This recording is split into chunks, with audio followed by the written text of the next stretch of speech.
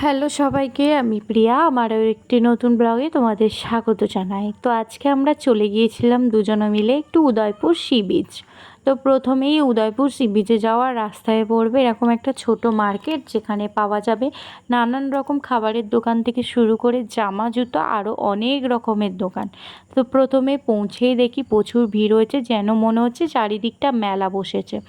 তো যাওয়ার সাথে সাথে তোমাদের এপাশ থেকে ডাকাডাকি শুরু হয়ে যাবে, ওপাশ থেকে ডাকাডাকি শুরু হয়ে যাবে। এ বলবে দিদি ভাই এখানে এসে বসুন, ওখানে এসে বসুন। না, আমরা কারো সেভাবে কথা শুনিনি, নিজেদের পছন্দ মতো একটা জায়গা বেছে নিয়েছিলাম। নিজেদের পছন্দ মতো জায়গায় বেছে বসেও পড়েছিলাম।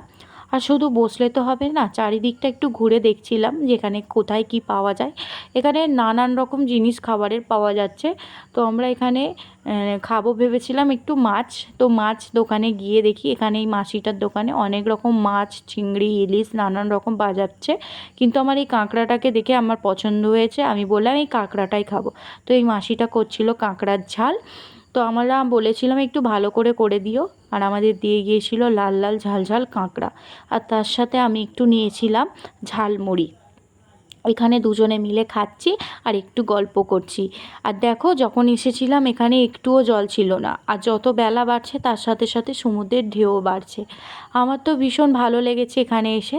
তোমরাও পারলে ঘুরে আসতে পারো এই উদয়পুর সি বিচ, তোমাদেরও আশা করি খুবই ভালো লাগবে।